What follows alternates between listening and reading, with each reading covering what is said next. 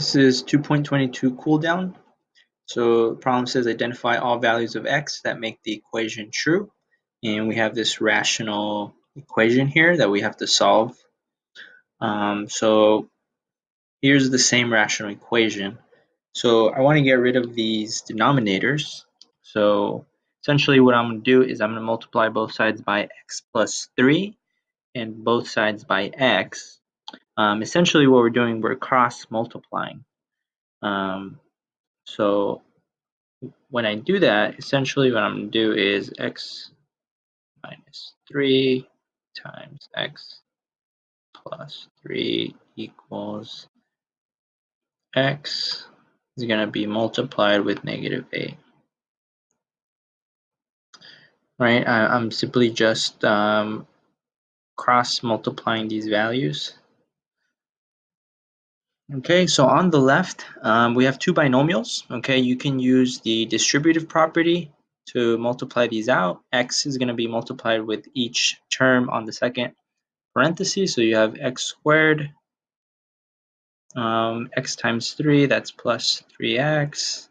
And then negative 3, that's minus 3x. Negative 3 times 3, that is minus 9. On the right side, we just have x times negative 8. And that's just a negative 8x. Okay, I can combine these like terms.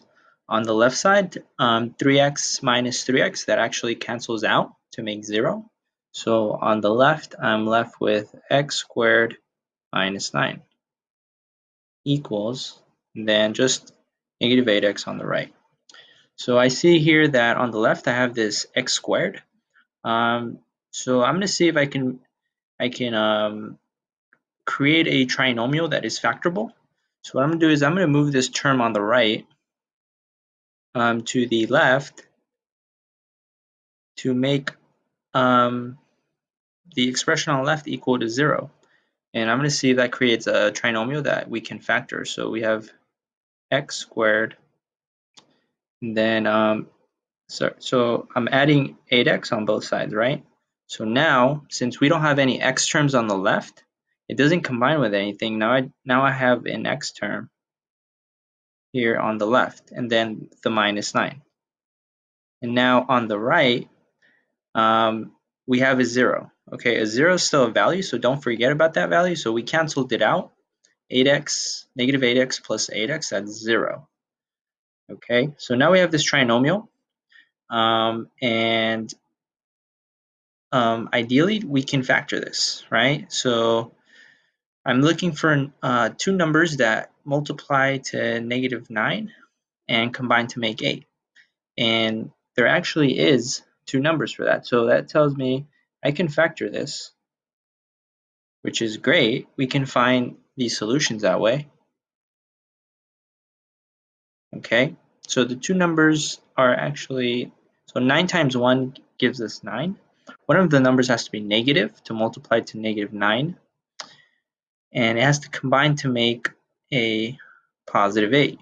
Okay, so that means that the 9 is going to have to be positive and the 1 will be negative because 9 minus 1 will give us that positive 8x.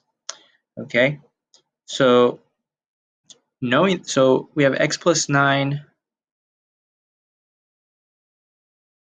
equals 0, so we can use the zero product rule. We can set each of these factors equals 0.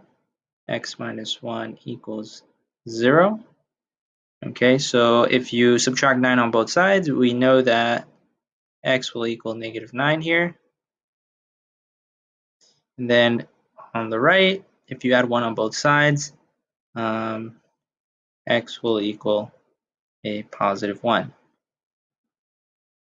Okay, and now we want to make sure that these are actually solutions to the original equation. So negative 9 and 1. So I'm going to go back to the original equation, which is right here. Negative 9 and 1. And we want to make sure that these values do not make 0 in the denominator. Okay, so if we plug in negative 9 into the denominators, if we plug it into here, it'll just be negative 9. If we plug it into x plus 3, Negative 9 plus 3 is negative 6, so that does not make 0. So that means that negative 9 is a solution. If we plug in 1 into either of these denominators, it's also not going to make 0. So that means that 1 is also a solution. So we just verified both of them are solutions to this rational equation.